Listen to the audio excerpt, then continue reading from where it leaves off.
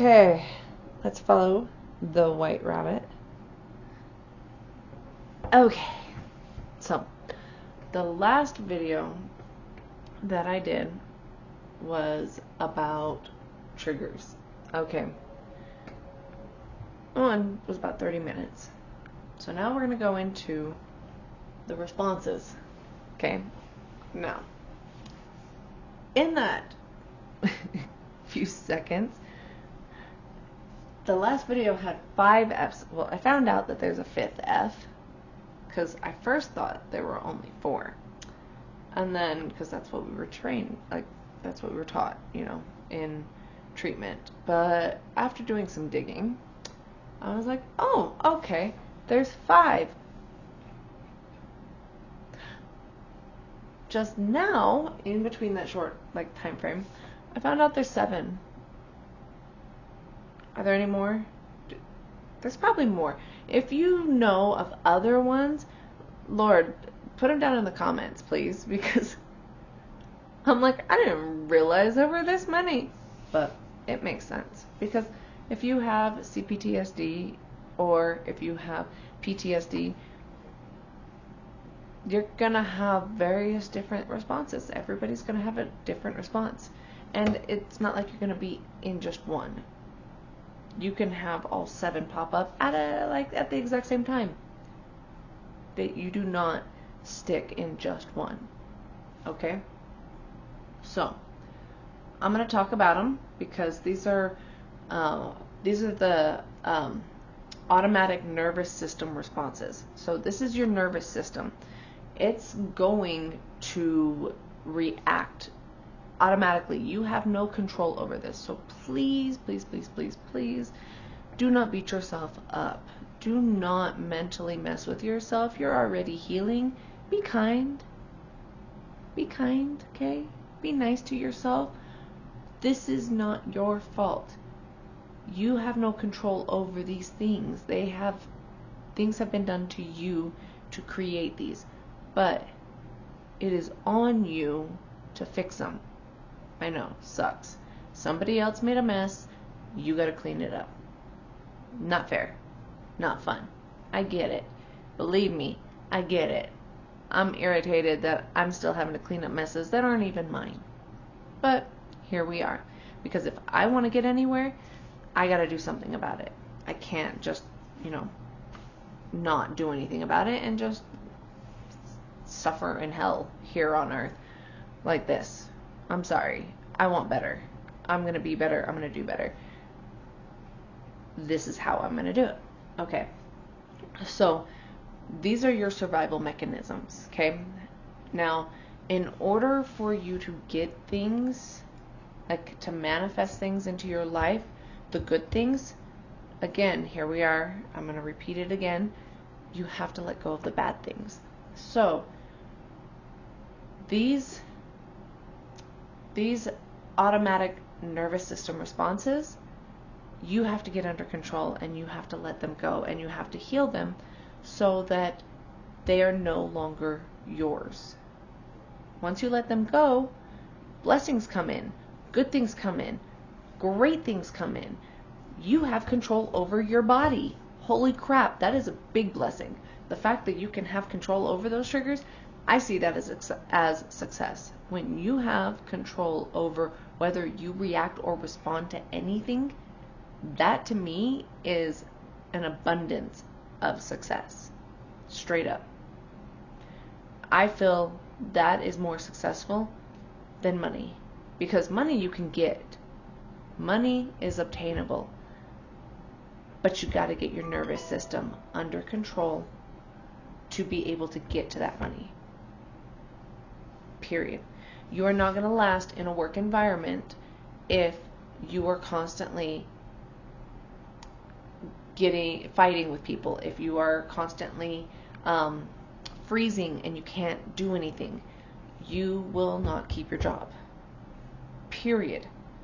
Because right now, there's so many people being laid off, and supposedly the work environment is very competitive and like hard to get into.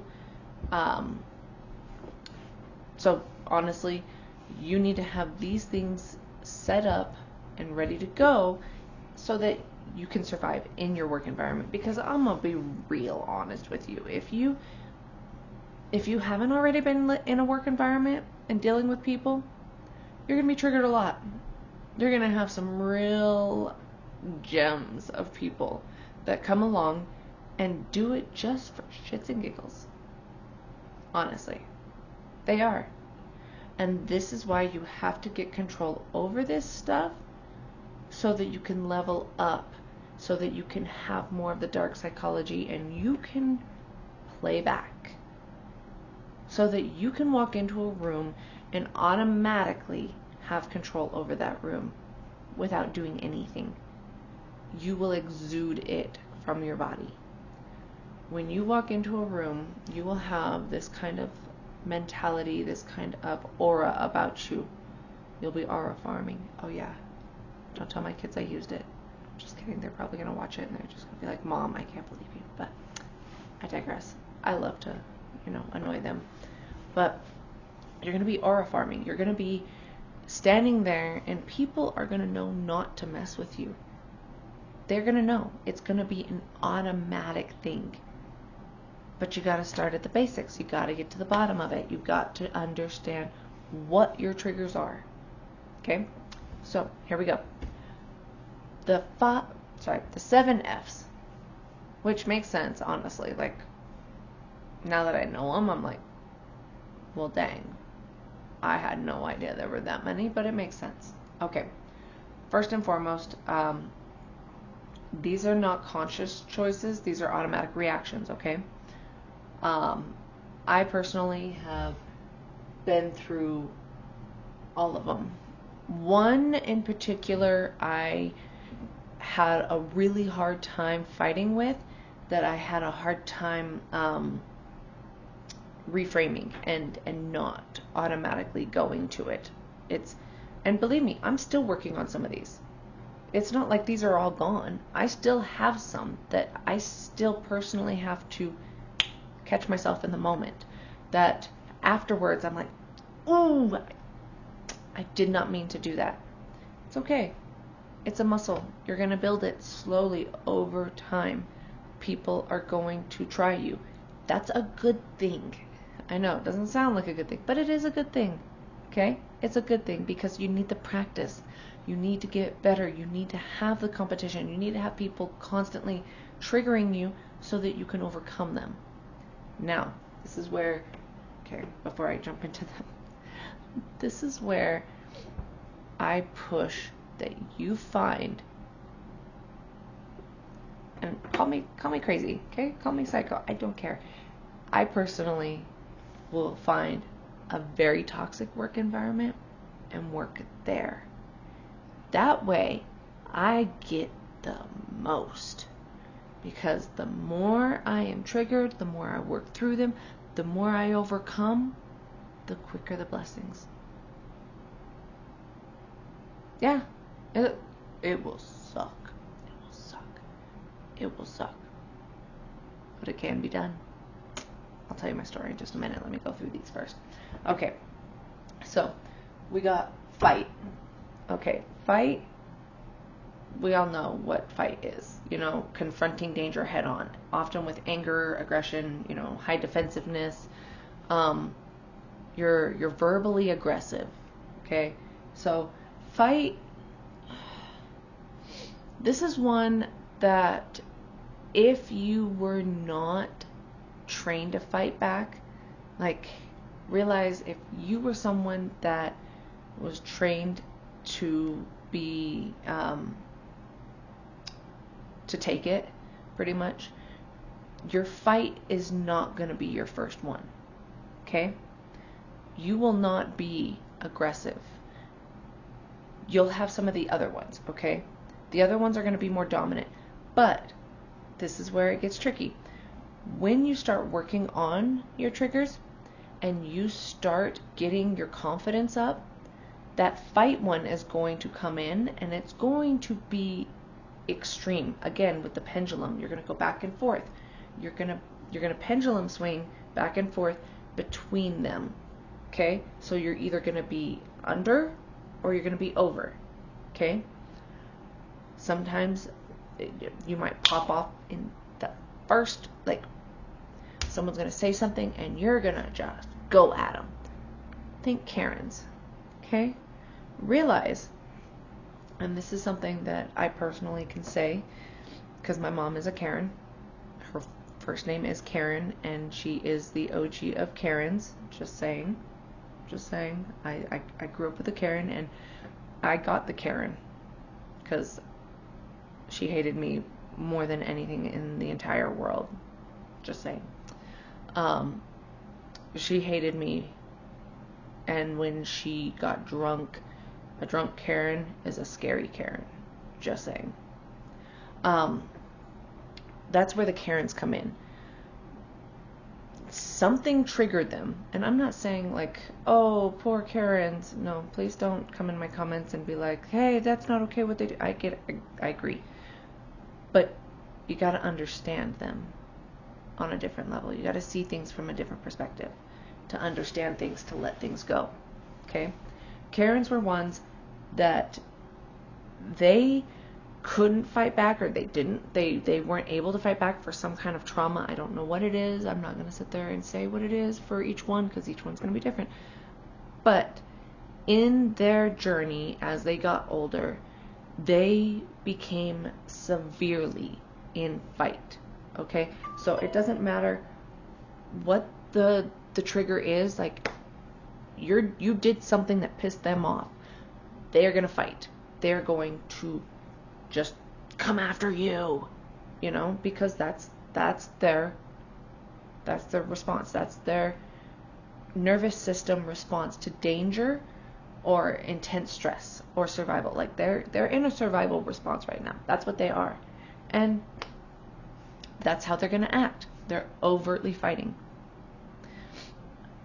So your fight can also be high defensiveness. This is where it's like, you may not be aggressive, but if you're like defending yourself, if you're arguing with someone, if you're constantly feeling like you have to explain yourself, that's fight.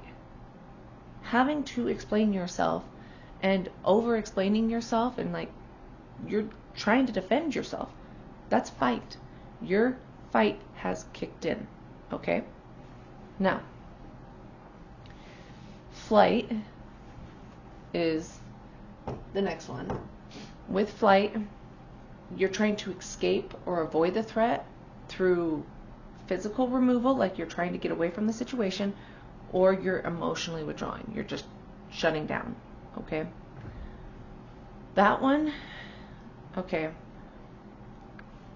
There are many times that with the flight, you just want to run. You want to get away. You want to just not be there. So you go do something. You walk away from the disagreement. You physically remove yourself from the situation.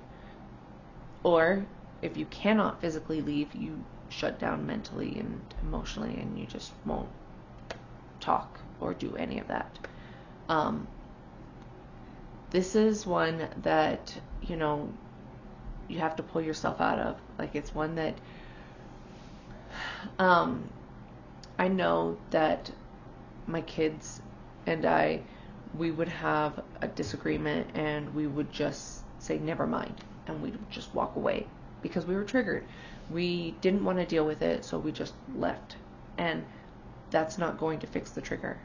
It's just going to continuously keep it in rotation. It's going to keep happening. Now, freeze. Freeze is when you become paralyzed, stuck, or mentally spacing out. And when you can't walk away, or when you can't fight. You just kind of your mind disappears. You just kind of it goes blank. It goes blank. And you just kind of are here, but you're not here. I personally had this one with yelling. So when female bosses in their masculine energy would yell at me,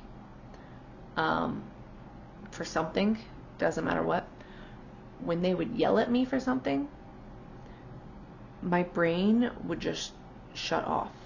And I could see them moving. I could see the lips moving. I could hear that they were saying words, but it wasn't registering. Like, there were no words coming out at all. It was like, could you repeat that again? Okay. I didn't hear any of that. I didn't get anything.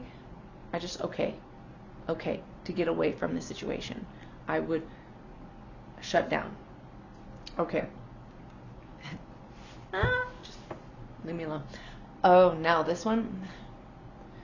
Fawn, for me, freeze and fawn were my two biggest ones as a child. Because I was locked in a room that I could not escape. Mentally, emotionally withdrawing, flight was a big one where I was just not there, and freeze was a big one because I would space out, and honestly, if I'm going to be really blatantly honest, I would astral travel. I would leave. I would not be there because I did not want to be there. Fawning was also the biggest one because I would appease or people please to minimize the harm and gain safety through compliance. So I would people please just so that I could feel a sense of safety, because I'm stuck in a room and the only way to get out of there is to do what they wanted me to do. Whatever it was that I had to do or had to be done to me, I would accept it and get it over and done with. I was not there mentally and I was not there emotionally, but I would just go through the motions to get it over and done with. Now, take that into now. I was one of the biggest people pleasers in my career field. Any job. That's why it was so easy for me to get jobs, because I was a people pleaser, because I was good at my job, and the bosses always loved me because of the fact that I did what they asked. Anything. I would do whatever they told me to do, and I was on top of it.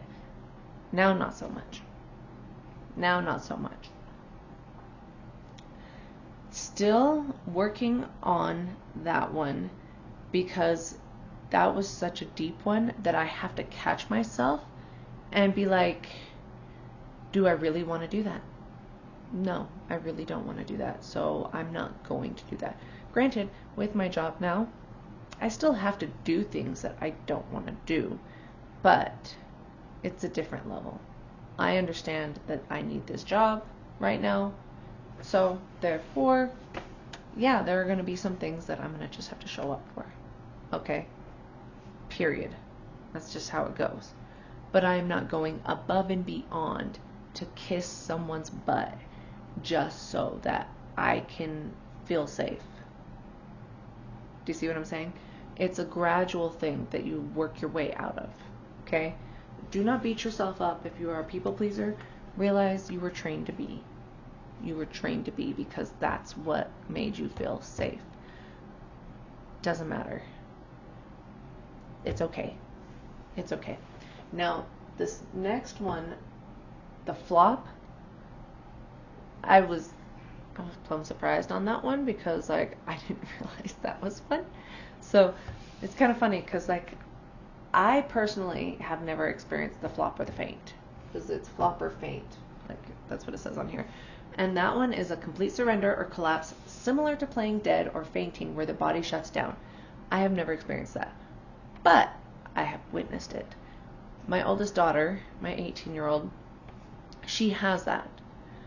I did not realize that's what it was. It's the fainting goat syndrome. Dead serious. Like, I didn't mean to add dead to that one, but that was perfect. So, fainting goat. Okay. We all know fainting goats. You scare them, they fall over. They pass out and they fall over. my oldest daughter had this when she was really, really young. And it stemmed from my ex-husband, because he was a yeller, and he was very aggressive and very scary. So my ex-husband, we found this out when we were out at a restaurant, and she saw a more heavier set women, and let's be honest, we know kids. Kids are very honest, and they point out stuff. And she was like, "Hey, Dad, look at that woman." And he looked at her and said, "Don't you even think about it." And it scared her so much that she was sitting in her seat, and then she took a breath in, like a quick inhale, and boom, she was down on the ground. Didn't remember. It's happened numerous other times. Now it's not so much of a thing. The doctors told us that it was an overactive vagovagalis, which now looking at this and doing more research on that, I was like, oh, hey Emma, guess what? This is you. But now she knows how to catch it. Now she knows when she's having those moments, and she can see it happening, and will like prepare for it, because things start to get a little fuzzy for her, like a little wobbly, like she's gonna pass out, and she, sits down or stops what she's doing. She has, techniques that she has worked with on being able to prevent it from happening again. So, fright and frantic. I didn't realize that this was something until I was reading about it, and I was like, oh, that makes a lot more sense, because I've had this, but I didn't realize that it was its own separate little reaction. So fright and frantic, it's like a sudden panicky or immobilized state before the nervous system settles into a different response. So you can get that fright one and the frantic one before it like hits flight, or before it hits freeze, or before you fawn, or like your brain is trying to process which one to go to. So it's like doing like, oh, okay, we're gonna hit flight. Oh, we're gonna hit freeze. It's a state where you're trying to figure out which one to pick that's gonna fix the situation. Which I kind of find that pretty cool, that your brain works that way in order to try and find the most optimal response for the situation. I feel like that shows just how smart and, resilient you really are. Just throwing that out there so you guys know. Okay. The last one is fib and fiddle and fuck. I'm not going to say it on here because I don't want to get demonetized. And I really, I'm trying to cut back on my swearing. I'm actually really trying not to swear, but, it's a work in progress, just like all of this, okay? So, the fib, fiddle, and, These are lies, engaging in risky business, and like behaviors and stuff like that, and seeking inappropriate intimacy to gain control or distract from fear. Okay, so this one's really good because of the fact that think about the times whenever you have been triggered and you go and do something stupid. Hello. Done a lot of stupid things, okay? I had this a lot. Lies is a big one because of the fact that I was trained to lie. I was trained how to lie. I was trained how to, be deceitful for a lot of things. And so, I would lie to protect myself. And kids do it all the time when they're afraid that they're going to get in trouble. So it was an automatic response for the fear and, the stress. And, if I tell you I'm gonna get in trouble. Think about all the times that you lied to your parents about something because you were scared that you were going to get in trouble for being honest. That's one that I had to really work out of my kids because we don't lie in this house.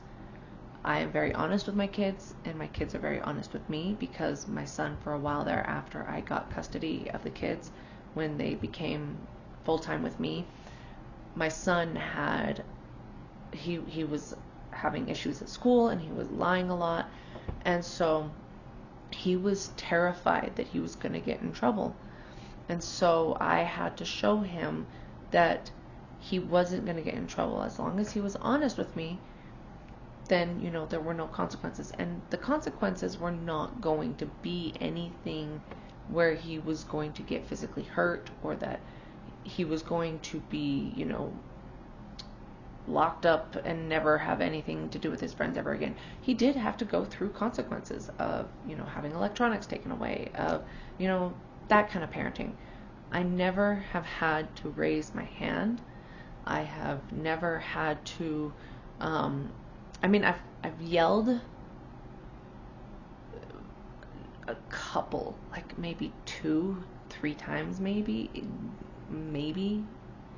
I can remember one for sure. But I'm not a yeller, and it was only in the desperation of the moment, and I hated it afterwards. I was very upset at myself for it. So he had to understand, like, we had to reset his nervous system just as much as we had to reset mine and everything. So and seeking inappropriate intimacy is something that if you have an overactive,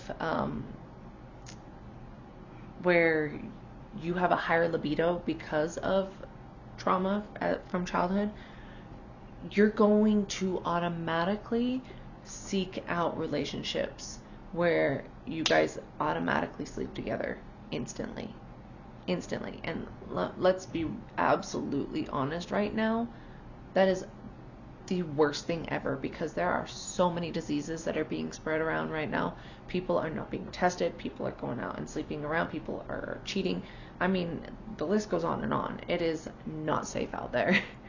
I mean, it's really not safe. And this is coming from someone that my grandmother, who was also abused, much like I was, as a child. She was sexually abused as a child. She had a very overactive sex drive, and because of that, she got syphilis, and it went unchecked, and eventually caused her to have schizophrenia because of the fact that it ate at her brainstem. So this is a grandmother that I didn't get to really see very often because she didn't take her medication very often. But like I say, right now, getting these in check, learning what yours are and how you're responding to triggers is so important, because this stuff right here is the foundation to being able to get higher up. Once you learn these things, and once you have control over these things, and once you can spot them and get it into a constant loop of where you can see it, you can do it, and you can get rid of it, throw it out, you can reframe it, you can go ahead and you can take it and you make it into something where somebody does it. If somebody comes up and yells at me, I just look at them like, okay, why are you talking to me this way? Like, I don't have that response anymore. I have worked so diligently on my triggers that when I have them, I am quicker to seeing them, dissecting it, reframing it, and then getting rid of it. Easily.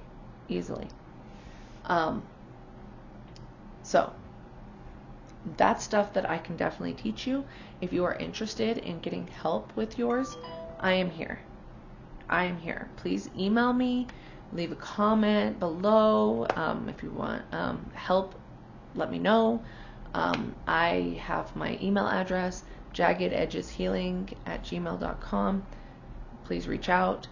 I will be adding a phone number here eventually, but as we go. I am going to tell you that this is not going to be an easy task. It's simple. It's laid out simply, but it's not easy. And I'm here for you, and I got you, and I love you, and I want to see all of us succeed. Just got to put the reps in, got to put the work in. It will take time, but eventually you'll get it down. Before I with the nervous system, the best way, and I totally almost was just gonna like clock out after this, but I just remembered, the best way to reset your nervous system, to catch yourself in these moments and to work on them. I don't want to say that it will take time to work on them, reframe them, and all of that stuff, but when you're in the moment and you're triggered, you got to do something to get yourself grounded and set back into the moment and back in your body, because you're trying to escape your body at some point. The first thing that you have to do is you have to just slow down. Slow down. Like, when I say slow down, I mean like doing things in a very slow pace. Because if you are trying to rush around while you are triggered, you're going to make mistakes. You're going to self-sabotage. You're going to do something that will automatically keep you in that trigger. So slowing down helps your brain to realize that you're not in danger. Okay? So slow down. The second one is you're going to breathe. That's a P. When I say breathe, I don't mean like shallow. I mean like deep breaths. I mean the 4 square breathing multiple times. Just get as much oxygen into your brain as possible so that you can realize that you are okay. Period. Keep breathing until your body is not, like, again, the shallow breathing, until you're not feeling these things, okay? You've got to get regulated. You need to regulate your nervous system, okay? And then, on top of that, with your nervous system, after you're done with the slowing down and the breathing, you've got to take a look at what it was that bothered you. Because sometimes, like we said, the triggers, once you slow down, you'll be able to like see what it is. But look, dissect, I don't know. I'll just say look.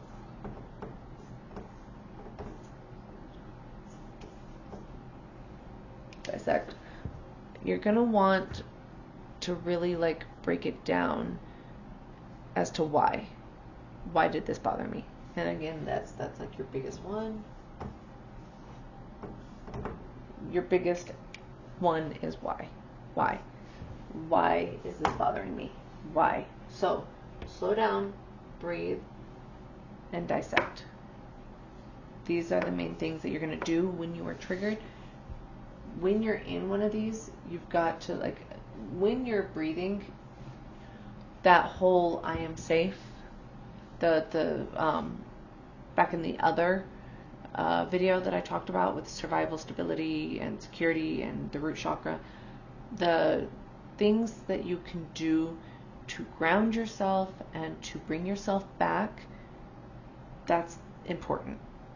Okay?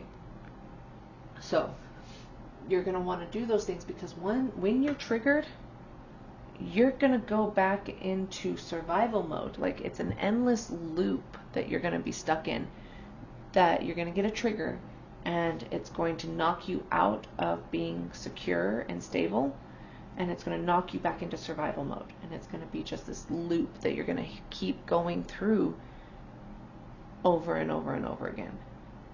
That's where you're going to have to gain that control. That's where you have to get control over your emotions, your triggers, and more. This is where the self-mastery comes in. So, I'm going to wish you the best of luck. I know you got this, because if I can do it, you can do it. If I'm still working on it, you can work on it too. I swear, it's worth it. It is absolutely worth it. So much worth it. Okay. I love you, and have a great rest of your day, and you got this. You got this. Okay?